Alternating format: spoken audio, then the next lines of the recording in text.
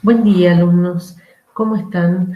En la clase de hoy vamos a desarrollar la unidad 4 del programa referida a las operaciones económico-financieras que realiza la empresa. Estas operaciones económico-financieras son todos aquellos actos económicos realizados por el ente con el carácter de operaciones mensurables, medibles en una unidad de medida predeterminada y en relación a un objeto social o actividad elegida por el ente con el objeto de maximizar las utilidades.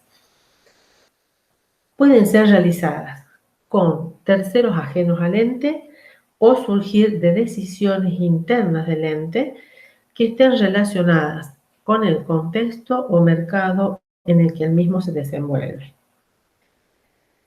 En un enfoque estático, estos actos económicos respecto de terceros se pueden encolumnar secuencialmente en lo que se denomina ciclo operativo normal. ¿Por qué decimos que esta secuencia la vamos a considerar en un enfoque estático? Porque para poder estudiar cada uno de los actos económicos básicos en forma individual y aislada, se hace abstracción del transcurso del tiempo. Aquí podemos observar en esta diapositiva el ciclo operativo normal estático de una empresa comercial. Los pasos de esta secuencia son comprar y o gastar, pagar, vender y cobrar. Veamos ahora cada uno de ellos. Comprar se refiere al acto económico de comprar mercadería para revender en el mismo estado en que se adquirió. En algunos casos puede llegar a fraccionar esta mercadería para poder venderla. Por ejemplo, en el caso en que se adquieren estas mercaderías en grandes cantidades o a granel, entonces es necesario que la empresa las fraccione, por ejemplo, en bolsas, a efectos de poder ser vendidas. Dijimos gastar. Estos son actos económicos necesarios, por ejemplo, para administrar a la organización.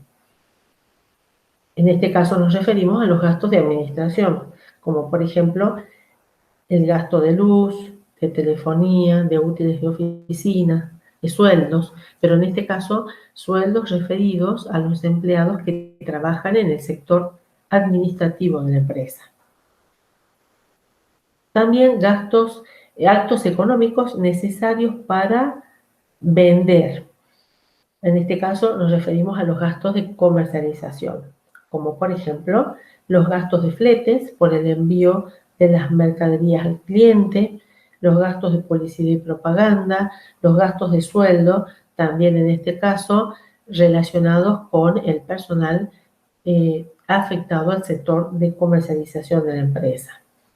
Y por último, los actos económicos necesarios para obtener crédito o dinero, en este caso son los gastos de financiación, así se denominan, y estos gastos implican el pago de intereses, de comisiones y de gastos bancarios.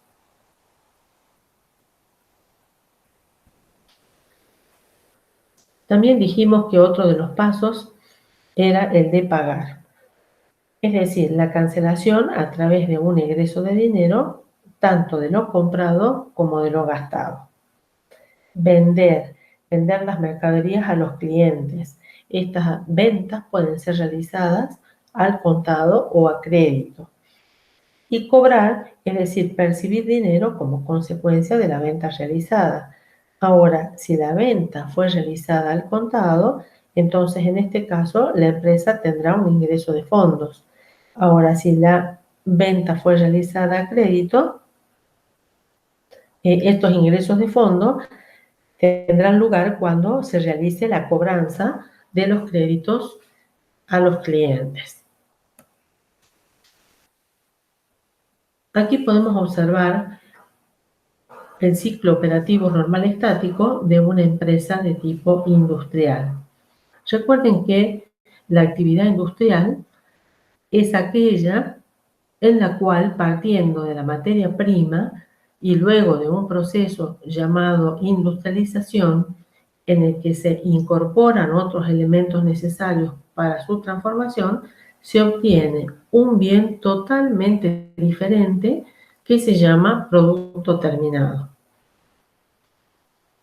En esta secuencia, los pasos son los siguientes: comprar y o gastar, pagar, transformar. Acá aparece este acto económico nuevo, porque se trata justamente de una empresa industrial. Luego tenemos vender y por último cobrar. Analicemos cada uno de ellos. Al igual que en el caso de la empresa comercial, el primero de los pasos dijimos que era comprar y o gastar. Comprar. En este caso, comprar materia prima, materiales e insumos para transformar, ya que se trata de una empresa industrial. Recordemos que la materia prima son todos aquellos elementos que constituyen la base de algún producto, como por ejemplo madera, petróleo, celulosa, lana, acero, etc. Mientras que los materiales e insumos son elementos que se gastan o que en el proceso de fabricación y no quedan incorporados en el producto, como por ejemplo pegamentos, productos químicos, disolventes, etc. Gastar. En este caso tenemos actos económicos necesarios para transformar, como por ejemplo la electricidad que consumen las maquinarias en el sector productivo, los sueldos de los operarios en este caso o de los capataces que trabajan en la planta fabril, y también, ¿por qué no?, podría llegar a ser gastos en combustible si es que las máquinas consumieran combustible en vez de electricidad. También actos económicos necesarios para administrar. Ya los mencionamos anteriormente, para administrar la organización. Estos son los gastos de administración, como puede ser, por ejemplo, papelería, gastos de luz, de gas, etc. Actos económicos necesarios que la empresa realiza para poder vender, en este caso son los llamados gastos de comercialización, como los gastos de flete, de publicidad y propaganda, y también de sueldos, pero del personal afectado al sector de comercialización, como ya dijimos.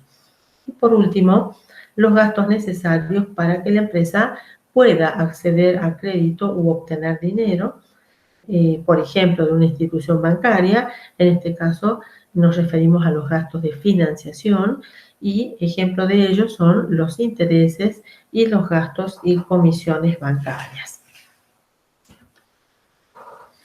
Luego, otro de los pasos incluidos en este ciclo operativo normal estático de la empresa industrial es el de transformar, que dijimos que era el acto económico nuevo que aparecía en este ciclo operativo. En este caso es el proceso de transformación que sufren las materias primas y materiales adquiridos por la empresa para obtener nuevos productos. Además, lógicamente, acá también debemos tener en cuenta lo consumido, como por ejemplo los insumos u otros materiales. Otro de los pasos es el de pagar. Dijimos que estaba referido a la cancelación a través de un egreso de dinero, tanto de lo comprado como de lo gastado.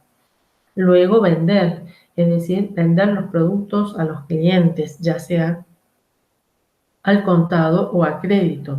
Y por último, cobrar. Percibir dinero como consecuencia de la venta realizada. Y aquí dijimos que teníamos que tener en cuenta cómo fue realizada la operación de la venta. Si fue realizada de contado, este cobrar implica para la empresa recibir dinero, mientras que si fue realizada a crédito,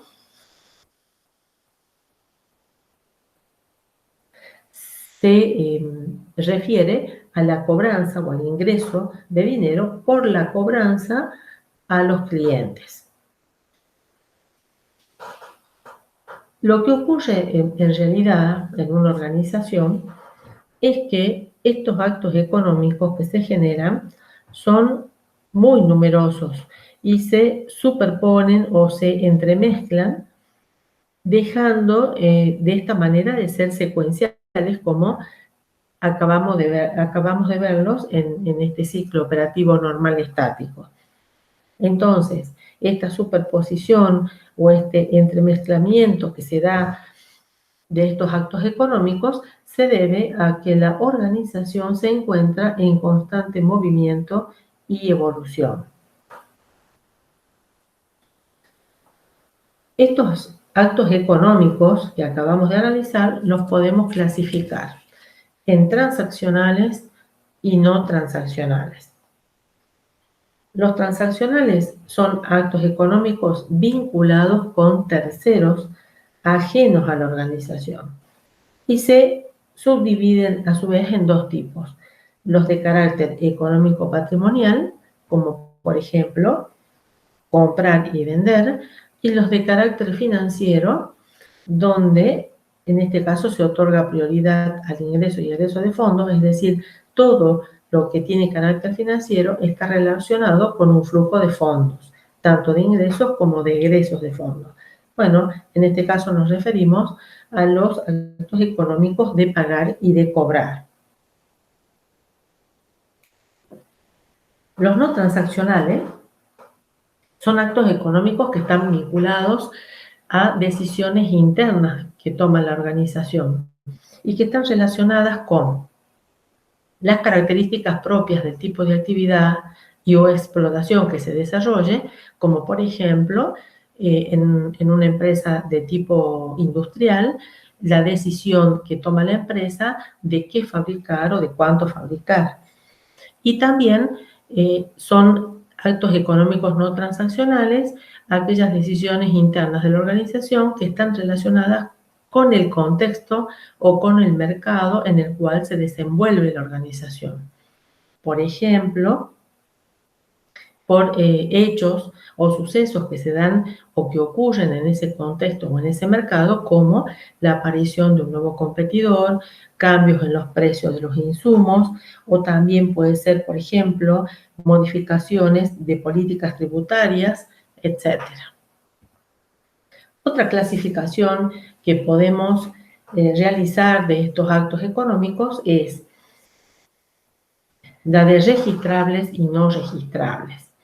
¿Cuáles serán estos actos económicos registrables? Aquellos que modifican cualitativa y cuantitativamente la estructura económico, financiera, patrimonial de la organización a través de las denominadas operaciones económico-financieras, que son justamente las que acabamos de mencionar. Por ejemplo, la compra de una máquina, el pago a un proveedor, el cobro de la deuda a un cliente o la venta de mercaderías. Y los actos económicos no registrables son aquellos que no generan cambios en la estructura económico-financiera patrimonial, sino que solo existen a los efectos aclaratorios y o ampliatorios o meramente informativos.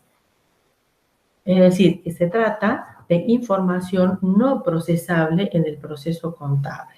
Ejemplo de este tipo de actos económicos no registrables serían, por ejemplo, la elaboración de un presupuesto de ventas para un cliente o, como dice acá, el nombramiento de un nuevo director general. Ahora, ¿qué tienen de común ambos tipos de actos económicos, tanto los registrables como los no registrables? Es que son ambos considerados información útil para la toma de decisiones. Este concepto que vemos acá de empresa en marcha tiene que ver con el transcurso y el efecto del tiempo tanto en la organización como en el sistema de información contable. Dijimos que la organización se encuentra en constante movimiento y evolución, y tras cada acto económico va cambiando continuamente el contenido, tanto cualitativo como cuantitativo, de su estructura económico, financiera y patrimonial. Se dice entonces que se está ante un ente en funcionamiento o ante una empresa en marcha, que genera lógicamente datos necesarios y relevantes que son mensurables y que el sistema de información contable los incorpora para procesarlos. Entonces, podemos decir que este concepto de empresa en marcha es un presupuesto contable que implica que la empresa continuará sus actividades y que no será liquidada en un futuro previsible. Entonces, debe entenderse que con este concepto que acabamos de dar, el ente permanecerá en operación. Y eso es lo que debe entenderse como empresa en marcha, que el ente va a permanecer en operación por un tiempo indefinido o por lo menos por lo establecido contractualmente, y que debe entenderse por continuidad en este caso, que la empresa no será liquidada dentro del lapso necesario para que pueda cumplir con sus compromisos presentes o para agotar el uso de sus recursos de acuerdo con los planes y expectativas que se tengan o que tenga la empresa en la actualidad. Es decir, entonces, que empresa en marcha es aquella empresa que se encuentra en funcionamiento normal y cuya vida futura se proyecta de igual manera, es decir, que se espera que continúe con ese funcionamiento normal. En caso contrario, estaríamos en presencia de una empresa en liquidación, donde esta empresa no realizará operaciones para continuar con su desenvolvimiento futuro, sino que estas operaciones estarán destinadas ¿a qué? A la realización de los bienes para poder cancelar sus obligaciones y luego distribuir el remanente entre sus propietarios. Para poder medir la evolución de la empresa o de la organización, en su condición, lógicamente, de empresa en marcha, se debe hacer referencia a un momento determinado de tiempo. Y este momento determinado de tiempo se denomina ejercicio económico, también conocido como periodo contable. Este ejercicio económico podemos decir que es el periodo de 12 meses al cabo del cual se preparan los estados contables de una empresa. Este periodo de 12 meses se definió así por razones legales o también por razones administrativas y de uso comercial. Ahora, esto, ¿no es cierto?, no implica que las empresas no obtengan esa información de forma mensual, a los efectos de, por ejemplo, realizar un control interno, o que la puedan obtener en forma trimestral para dar cumplimiento, por ejemplo, a disposiciones legales, como sería el caso de las sociedades que cotizan sus acciones en bolsa, que están obligadas a presentar sus estados contables en forma trimestral. Este ejercicio económico, además, puede coincidir con el año calendario, en cuyo caso la fecha de inicio del mismo sería el día 1 de enero, por ejemplo, del año 2019, y su fecha de finalización el 31 de diciembre del año 2019. Esto es cuando coincide con el año calendario. Ahora, puede no coincidir con el año calendario. Entonces, en este caso, por ejemplo, este ejercicio económico puede iniciarse el día 1 de marzo del 2019 y, lógicamente, concluir al cabo de 12 meses el día 28 de febrero, por ejemplo, del año 2020. Si se inicia en marzo del 2019, concluye en febrero del año 2020. O también, otro ejemplo podría ser de que este ejercicio económico se inicie el día 1 de julio, por ejemplo, del 2019, en cuyo caso su fecha de finalización sería el día 30 de junio del año 2020, es decir, del año siguiente. Ahora, ¿qué tenemos que tener en cuenta? Que cada ejercicio económico está ligado con el ejercicio económico anterior y posterior. Esto es así porque el ejercicio económico está inserto en un proceso continuo que genera la empresa en marcha. Entonces, ¿qué es lo que ocurre? El cierre del ejercicio anterior se constituye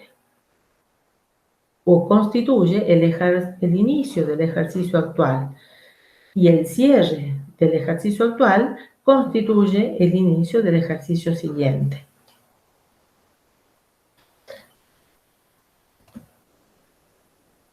Entonces, podemos decir también que este ejercicio económico surge de dividir en forma abstracta la vida de la empresa, que es ese proceso continuo que mencionamos recién, fijando un corte teórico de sus operaciones. Ahora bien, esta sería otra forma de dar un concepto de ejercicio económico, es decir, de dónde surge, es decir, cómo surge este ejercicio económico, o qué es lo que representa. ¿Cuál es la importancia del ejercicio económico? La importancia radica en que nos permite, de esa manera, ¿no es cierto?, conocer los resultados de la gestión de la empresa. Y por otro lado, también cobra mucha importancia porque permite realizar la comparación de los resultados de 2 o más ejercicios consecutivos, ya que los estados contables abarcan periodos iguales de tiempo. Esta comparabilidad, además de considerarla como una importancia, es una ventaja, digamos, ¿sí? Y que además es muy importante desde el punto de vista de los terceros, ya que les permite a estos terceros analizar la evolución de la empresa. Ahora, ¿de qué depende la elección o en función a qué está la elección de la fecha de cierre e inicio del ejercicio económico? La elección de estas fechas estarán dadas en función del objeto o actividad social de la organización, del tipo de producto o productos que comercializa. Dentro de un mismo ejercicio, lo importante es que dentro de un mismo ejercicio debe estar contenida la totalidad del ciclo natural del negocio, denominados por algunos temporada.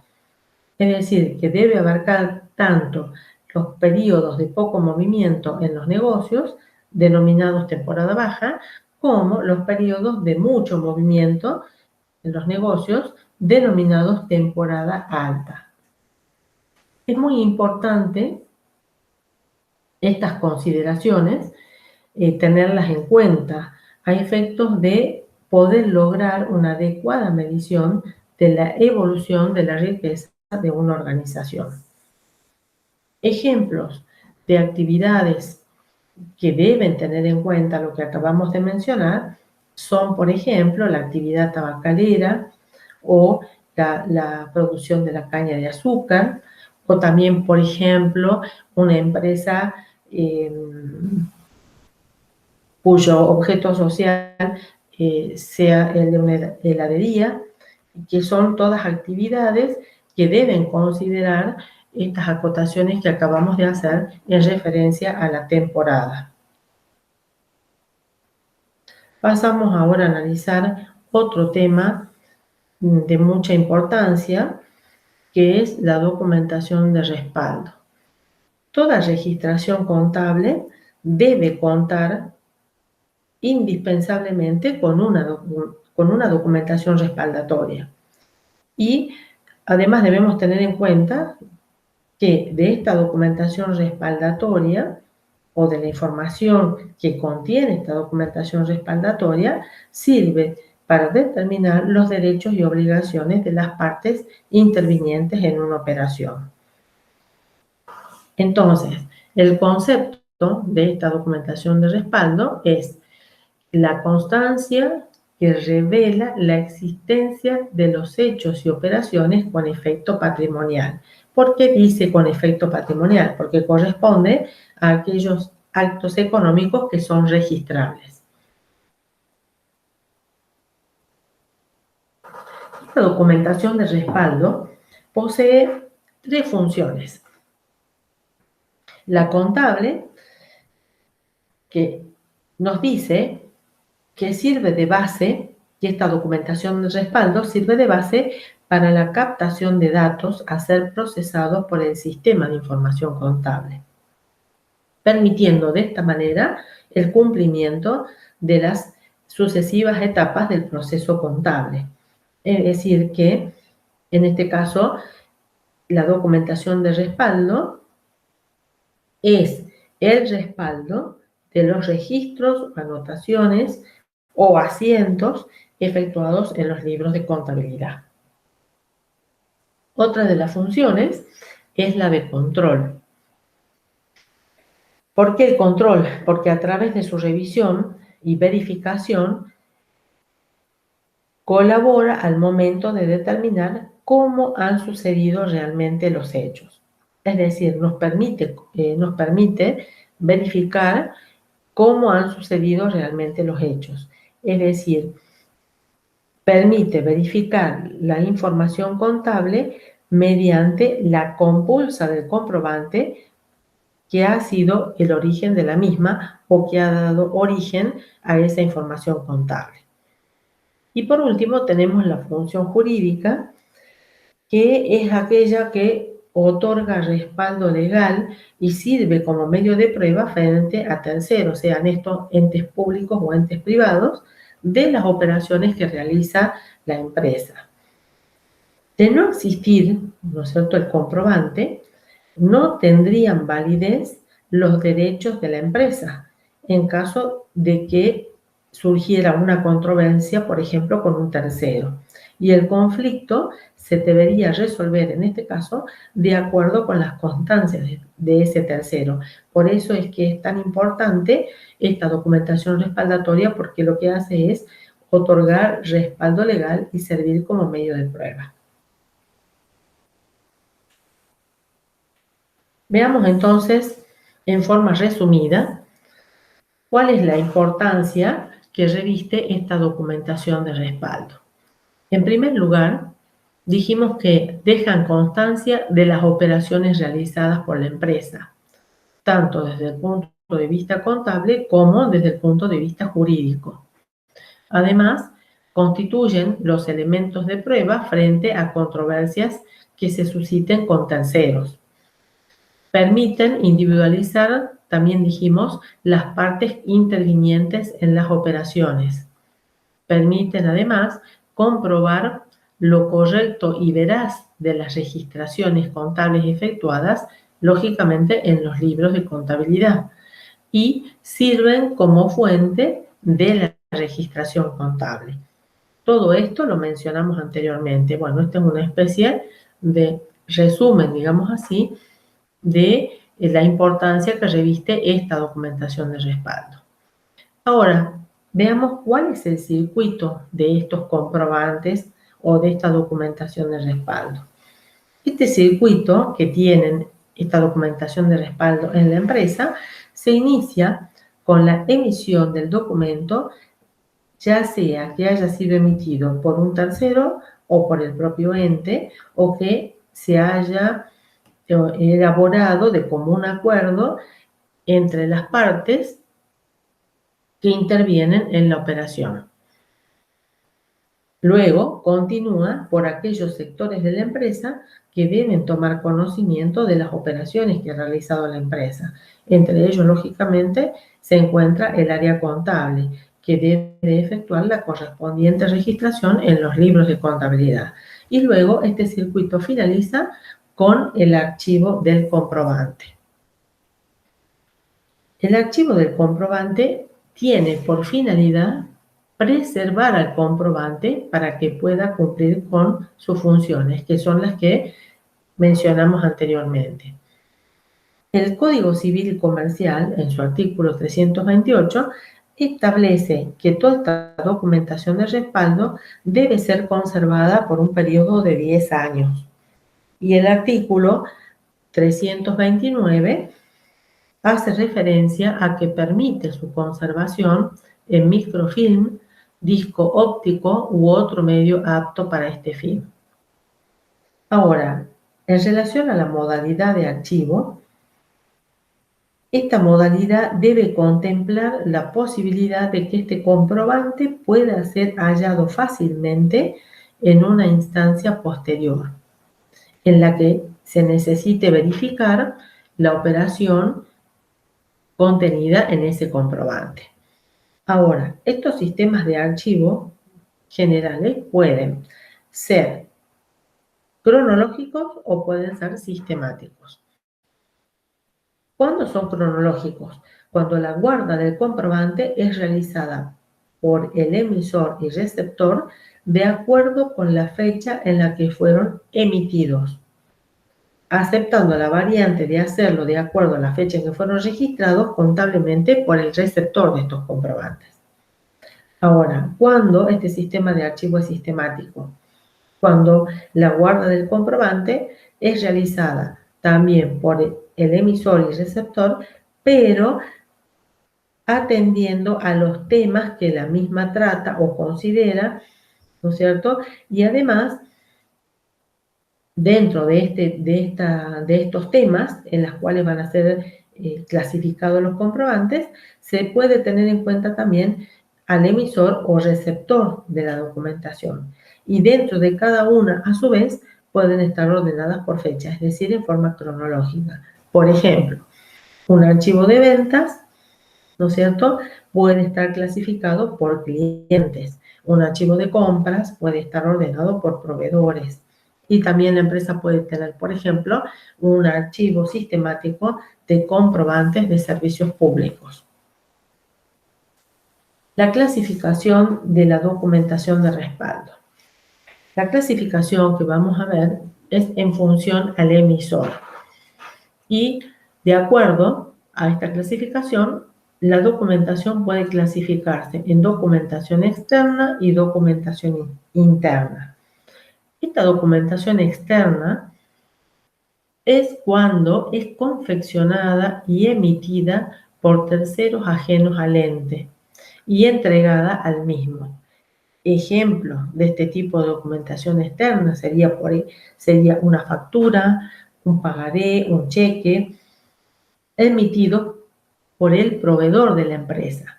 O también puede tratarse de comprobantes emitidos, por ejemplo, por el banco, en el cual la empresa tiene cuenta corriente. Ahora, la documentación interna es cuando esta documentación es confeccionada y emitida por el propio ente, es decir, por la propia empresa. Y en este caso, esta documentación puede ser de uso externo o de uso interno. ¿Cuándo esta documentación interna será de uso externo? Cuando es entregada a terceros. En este caso, son los que reciben el original del comprobante. Por ejemplo, cuando la empresa entrega una factura de venta a un cliente o envía un remito acompañando las mercaderías que manda al domicilio del cliente. También puede ser, por ejemplo, cuando la empresa entrega un recibo, cuando un cliente concurre a la empresa a pagar o a cancelar su obligación, entonces la empresa emite un recibo. También puede tratarse de un pagaré o un cheque emitido por el ente para pagar, por ejemplo, a un proveedor. Y una documentación interna de uso interno sería cuando la circulación de esta documentación se encuentra restringida dentro de la empresa y está destinada a documentar hechos y actos que suceden dentro de la misma empresa. Ejemplo de este tipo de documentación sería una orden de pago o un informe de consumo de bienes. Acá podemos observar en esta diapositiva ejemplos de la documentación interna, tanto de uso externo como de uso interno.